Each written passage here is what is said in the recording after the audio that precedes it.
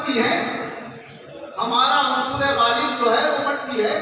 یوں تو 4 عناصر سے ہماری ترکیب ہے، آگ، پانی، مٹی، ہوا، لیکن اس میں مٹی کا جو عنصر ہے وہ غالب ہے، اور غالب کے ہی لیے حکم نافذ ہوتا ہے. ولی اکثر حکم کل، جو اکثر ہے، اغلب ہے، اس کے لیے کل ہونے کا حکم ہے. تو ہم کل کیا ہے؟ مٹی ہے. ہر آدمی کہتا ہے میں مٹی کا بنا، آگ کو بھول جاتا ہے، پانی کو بھول جاتا ہے، ہوا کو بھول جاتا ہے، میں مٹی کا بنا. تو ہم مٹی کے بنے ہوئے ہیں، اور یہ مہکتے ہوئے مشک و عنبر کے ذخیرے ہیں اولیاء اللہ.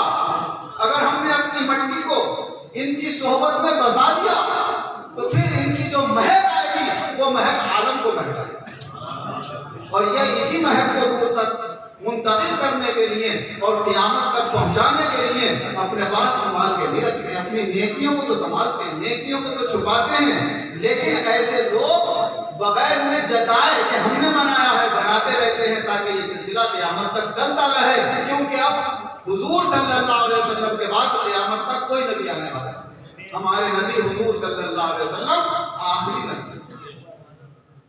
بڑے خوش نصیب ہیں وہ طالب علم جو اس مدرسے میں پڑھتے ہیں.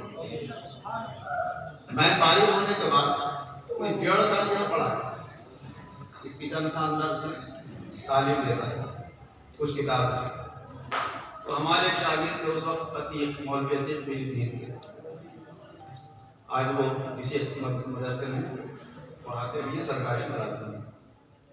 وہ ان کے وہ بھی کچھ کتابیں پڑھتے تھے. میں جب دارجلنگ چلا گیا یہاں سے چھوڑ کے تو انہوں نے خط لکھا کہ ہمیں اپنی زندگی میں ایک اتنا اچھا استاد ملا تو وہ بھی ہمیں چھوڑ کے چلا گیا. تو میں نے ان کے جواب میں لکھا کہ جس مدرسے میں تم پڑھ رہے ہو وہاں استاد کو ملے گا جاتا پڑھانے والا. میں نے کہا وہ ایسا مقام ہے پڑھنا تو دور کی بات، جو وہاں سے گزر جاتا ہے وہ بھی کام گزر جاتا ہے. یہ وہ مقام ہے. مگر بات ہوئی کہ آنکھ والا تیرے جوبن کا تماشا دیکھے، آنکھ والا تیرے جوبن کا تماشا دیکھے، الہ اور کو کیا ہے. 9 سال بھی پڑھا، بعض لوگوں نے نہیں پہچانا، ان کے نتیجے بھی ظاہر ہوئے، پھر بھی بعض لوگوں نے نہیں پہچانا. ابتدا میں پہچان لو تو ابتدا میں نہیں پہچانا، بیچ میں پہچان لو تو بیچ میں نہیں پہچانا، آخر میں پہچان لو تو آخر میں نہیں پہچانا. خطرہ ہے کہیں آخرت میں بھی پہچاننے سے، وہ جانے ان کا اللہ کا. لیکن دوسرے تو سبق حاصل کریں سے، اور جو پہچاننا چاہتے ہیں وہ پہلی نظر میں پہچان لیں. جب مولوی ریاض الدین صاحب رحمۃ اللہ علیہ پہلی بار بلاسپور تقریر کرنے کے لیے گئے، میں اس وقت تک اس مدرسے میں داخل نہیں ہوا تھا، چھوٹا بچہ تھا، ہی کرتا. ہمارے والد کو اور ایک رفیق الرحمان خان کو اور ایک نداکت خان کو، ان کو رامپور کے علماء سے بے پناہ محبت رہی ہے.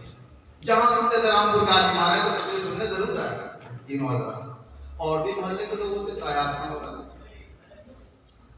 تو پاپا کے ساتھ ہم بھی چل رہے ہیں، پاپا ہم بھی چل رہے ہیں، چل جاتے ہیں.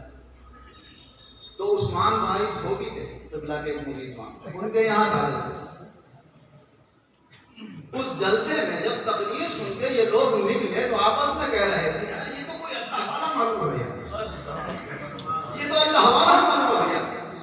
ہم نے جب دیکھا تھا ہم تو یہ سمجھ رہے تھے کوئی بنگالی ملا لگ گیا، لیکن جب تقریر سنی مولوی ریاض الدین صاحب رحمۃ اللہ علیہ کی تو سب، ہم بچے تھے بس یہ باتیں ہمیں یاد ہیں کہ وہ یہ باتیں کرتے ہوئے نکلتے تھے، بھائی یہ شخص کو کچھ معلوم ہو گیا، یہ شخص کو اللہ والا معلوم ہو گیا. وہ ہمارے ذہن میں بیٹھا ہوا تھا.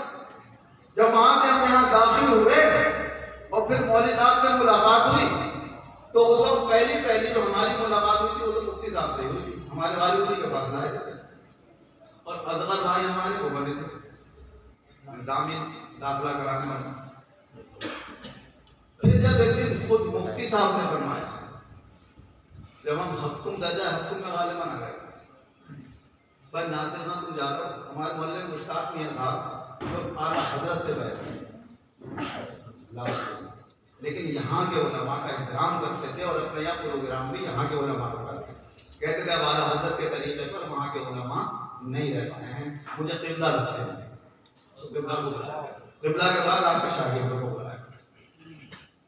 تو ان کے انتقال کے بعد غالباً ان کے 40ویں کی یا برسی کی فاتحہ تھی، تو ان کے بیٹوں نے ہم سے کہا، ہمارا پڑوس ہے بھائی اپنے یہاں کے عالم کوئی اچھے عالم لے کر آؤ تقریر کرواؤں پاپا کے طرف۔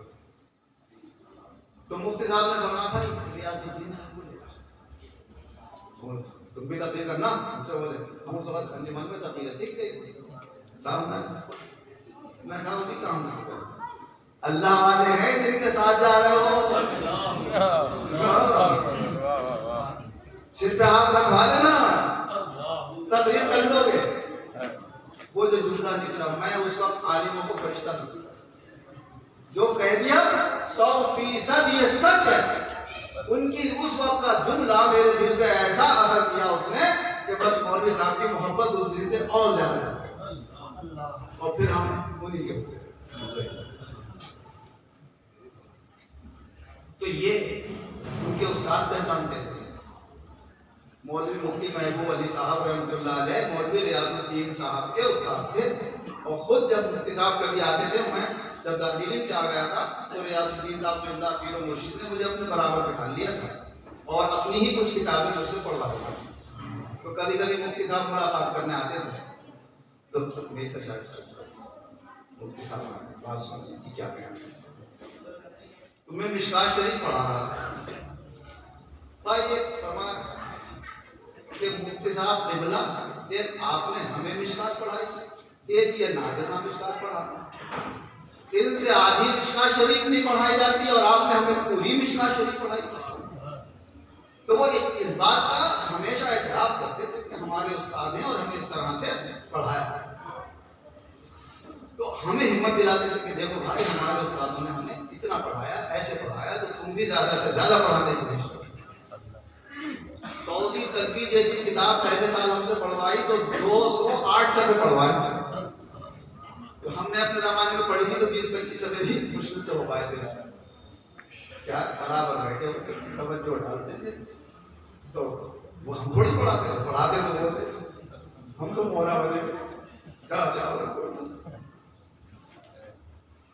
تو حضرت قبلہ مولوی ریاض الدین خان صاحب رحمۃ اللہ علیہ کو اللہ نے وہ شان عطا فرمائی کہ جن کی صورت سے کوئی دیکھتا تھا تو پہچان لیا کرتا تھا اللہ کے اللہ۔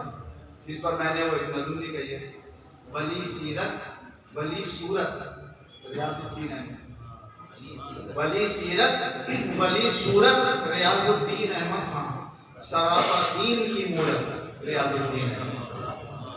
تو ہم اپنے پیر کے بارے میں تھوڑا بہت ہم نے دیکھا ہے وہ بیان کر رہے ہیں، اور ہمارے پیر و مرشد مولوی ریاض الدین احمد خان صاحب رحمۃ اللہ علیہ کی نظر میں قبلہ خطیب اعظم مولانا شاہ وجیہ الدین احمد خان صاحب رحمۃ اللہ علیہ کا وہ مقام تھا، فرماتے تھے پوری دنیا میں ان جیسا عالم اور اللہ کا ولی نہیں، پوری دنیا میں۔ اور فرماتے تھے میری نظریں ڈھونڈ رہی ہیں کہ کسی میں مولانا وجیہ الدین صاحب کا آنکھ دیکھے، اور میں تیار کرنے کی کوشش کر رہا ہوں، میں نے کھانے چھوڑ دیے ہیں، میں نے سونا چھوڑ دیا اس وجہ سے کہ کوئی ان جیسا تیار ہو، کوئی ان جیسا تیار ہو جائے، مگر جب تک ان جیسا تیار نہ ہو میں بڑا سنبھال کے رکھ رہا ہوں اپنے آپ کو، دنیا سے جب ہی جاؤں گا جب ان جیسا دیکھ۔ کیا تھا ایک دن فرمانے لگے کہ جب کوئی منتری ہو جاتا، کوئی اونچا عہدے والا ہو جاتا ہے تو لوگ بڑے سینہ ٹھوک کے کہتے ہوتے ہیں ہمارے چچا ہیں، ہمارے ماموں ہیں، ہمارے خالو ہیں، ہمارا یہ رشتہ ہے، ہمارا وہ رشتہ ہے۔ اس سے فرمانے لگے مولانا وجیہ الدین صاحب رحمۃ اللہ علیہ ہمارے والد کے سگے چچا زاد بھائی ہیں، مگر کسی کو آج تک میں نے نہیں بتایا کہ میرے والد کے چچا زاد بھائی ہیں، کیا مجھے شرم آتی ہے ان سے رشتہ ہوتا ہے۔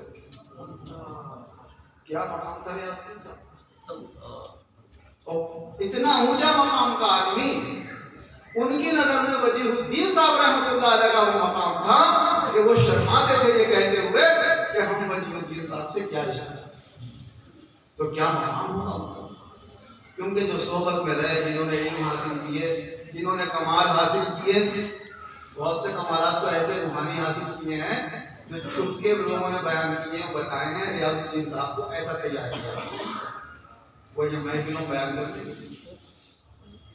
جب انہوں نے نہیں کیے تو ہمیں کہاں کرنا ہے؟ لیکن